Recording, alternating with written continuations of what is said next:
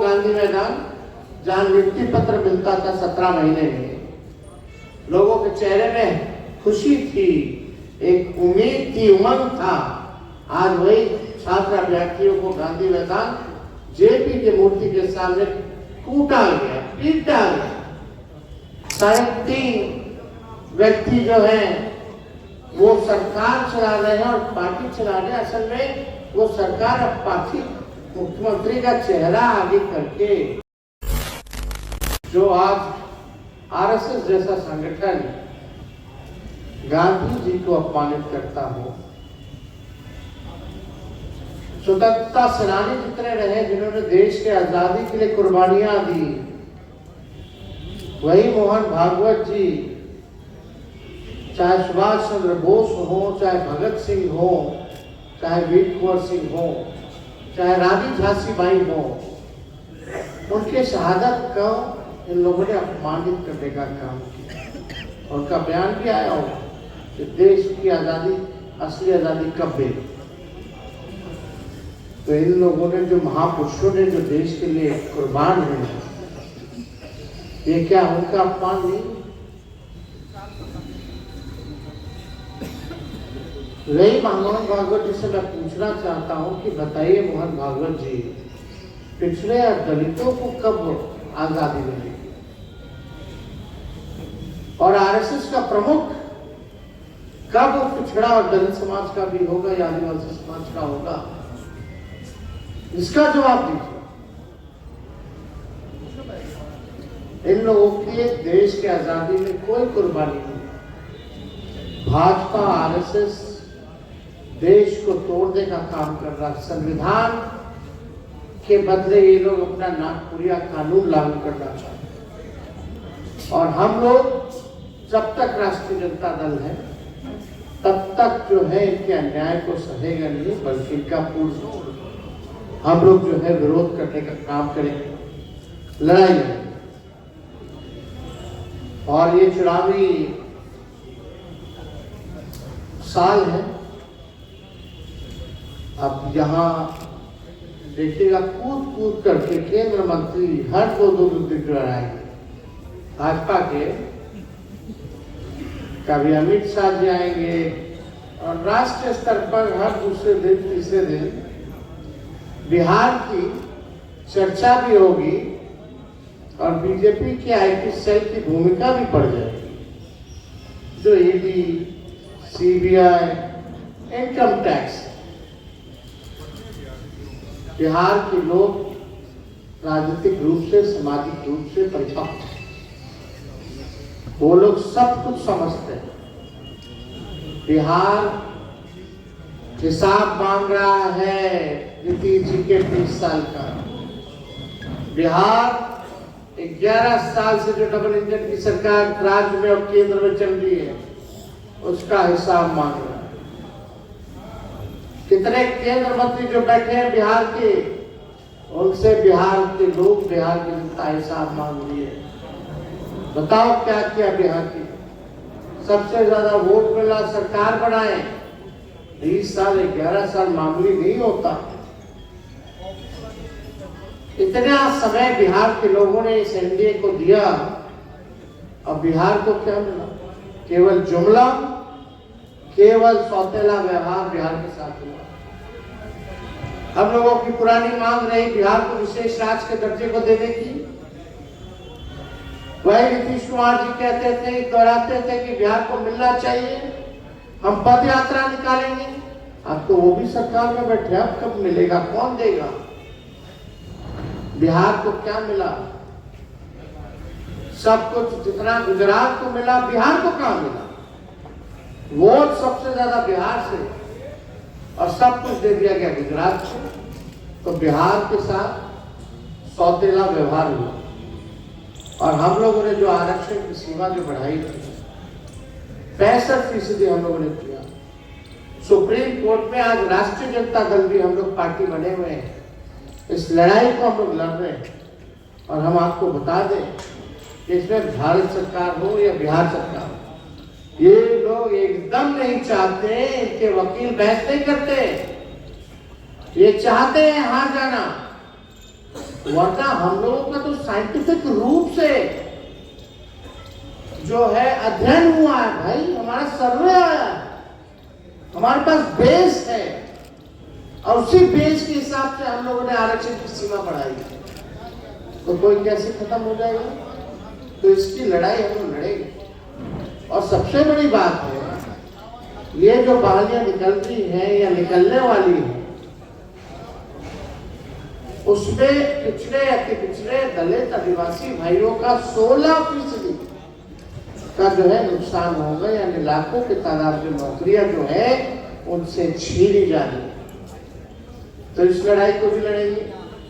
और हम लोगों ने पहले भी कहा कि अब तो लगभग पूरा बिहार हम घूम लिए, कार्यकर्ता दर्शन सर संवाद हम लोगों ने किया, 5-6 जिला और बाकी है, क्योंकि कल राष्ट्र कार्यकारिणी की बैठक है, इसलिए हम यहाँ हैं, वरना हम दौरे पे रहते। फिर राष्ट्रीय कार्यकारिणी के बाद हम लोग जो है औरंगाबाद, रोहतास, भोजपुर जिले का हम लोग करेंगे। और हमको लगता है कि पहले हफ्ते फरवरी तक हमारी यात्रा भी समाप्त हो जाएगी। यानी पूरे बिहार में हम जहां भी जा रहे हैं, एक बात खुल करके आ रहा है कि थाना चले जाइए, ब्लॉक चले जाइए, कोई लेवल पे चले जाइए, बिहार जो है भ्रष्टाचार का केंद्र बिंदु बना हुआ है। आप गंगोत्री कह लीजिए, यमुनोत्री कह लीजिए, यानी यहां से केवल भ्रष्टाचार ही भ्रष्टाचार। सबसे बड़ी शिकायत है, गरीबों के पास जाओ, उनसे बात करो। दूसरा, जब हम महिलाओं से संवाद कर रहे हैं हर जगह जाकर के, तो महिलाओं का कहना है कि ये महंगाई की मार सबसे ज्यादा जो है महिलाएं झेल रही है। हर चीज महंगा हो गया। बताइए, पॉपकॉर्न पे भी जो है जीएसटी लग गया, पता नहीं चूड़ी उड़ी बिंदी उंदी पे भी लगा होगा, सिंदूर पे भी लगा होगा। एक बच्चा बीमार पड़ जाए तो घर चलाना मुश्किल, गैस सिलेंडर 1200 रुपए, बिजली बिहार में सबसे महंगा मिलता है पूरे देश में, कमाई कम है लोगों की, खर्चा ज्यादा है। और इसी रिपोर्ट में जब जातीय आधारित जनता का तो किसका कितना शैक्षणिक है, किसकी क्या आर्थिक स्थिति है, उस रिपोर्ट में गरीबी का रिपोर्ट आप लोगों ने पढ़ा होगा। 94 लाख ऐसे परिवार है जिसका आय 6000 रुपए से कम है। आज सरकार उनके लिए क्या करती है, क्या सहयोग कर रही है, क्या विजन है? और नीति आयोग के रिपोर्ट में देखिएगा, बिहार बेरोजगारी, पलायन, गरीबी में अव्वल राज्य में है। 20 साल से राज कर रहे, 11 साल से वहां इतने केंद्र मंत्री क्या कर रहे हैं लोग? केवल अपनी राजनीति रोटी सेकते हैं, हिंदू मुसलमान नफरत की राजनीति, भेदभाव तोड़ने की राजनीति, और केवल कुर्सी पे बैठ के सरकार में बैठ के मलाई खा, यही काम है। लेकिन बिहारियों को क्या मिला? 94 लाख परिवार। इसलिए हमने वादा किया है कि हमारी सरकार बनेगी तो 1 महीने के भीतर मां बहन मान योजना की हम लोग शुरुआत करेंगे, जहां माताओं बहनों को 2500 रुपए डायरेक्ट खाते में हम लोग देंगे, 200 यूनिट फ्री में बिजली देंगे। विधवा, वृद्धा, दिव्यांग लोगों का जो 400 पेंशन है, बगल से रात घाटे में 1000 रुपए, यहाँ मात्र 400 है, इसको बढ़ा करके हम लोग 1500 रुपए करने का काम करेंगे। ये 5 लाख नौकरी हम लोगों ने दिया। वही चाचा कहते थे कहां से लाएगा, अपने बाप के पास से पैसा लाएगा। हमने जो लकीर खींची है उसी के आगे पीछे लोग जो है बात कर रहे हैं। वही चाचा कहते हैं कितना कंपनी, पता नहीं कहां कितना दिया नहीं दिया, जब से सरकार ने एक भी नौकरी है। तो लोग जो है, चाहे छात्र, युवा, नौजवान, सब परेशान है, माताएं बहनें सब परेशान है, बुजुर्ग हो वो परेशान है, खिलाड़ी परेशान है, बिहार के दिव्यांग परेशान है। कोई भी ऐसा वर्ग, ऐसी जाति ना हो जो इस मौजूदा सरकार से परेशान हो। तो हम लोग जो कहते हैं वो करके दिखाते हैं। और आगे भी देखिएगा जो हम लोग कर रहे हैं, इन लोगों के पास किसी के पास अब विजन नहीं रहेगा। अब तो हाईजैक हो रखे। ठीक कहा मोतीलाल मंडल जी ने, 3.5 व्यक्ति जो है वो सरकार चला रहे हैं और पार्टी चला रहे हैं। असल में वो सरकार अब पार्टी मुख्यमंत्री का चेहरा आगे करके वो पूरी तरीके से बिहार को लूटने का काम। और हमने तो पहले भी कहा, डीके बॉस जो है वही सुपर सीएम है। भ्रष्टाचार किस हिसाब से ट्रांसफर पोस्टिंग, जो परफॉर्मर है, हम अभी भी मानते हैं हम लोगों की सरकार बनेगी, परफॉर्मेंस बेस्ड ट्रांसफर पोस्टिंग होगा। जो परफॉर्म करेगा उसको अच्छी पोस्टिंग मिलेगी, जो अधिकारी परफॉर्म नहीं करेगा, जो काम नहीं करेगा उसको सेटिंग होगी। लेकिन यहाँ उल्टा है, यहाँ परफॉर्मेंस पे नहीं, जो 90% के परफॉर्मर जो लोग हैं उनको अलग कर दिया गया। जो गणेश प्रतिमा करने वाले लोग हैं, पीटीएम ताबड़तोड़ तेल मालिश करने वाले लोग हैं, उनको ही जो है जगह मिली।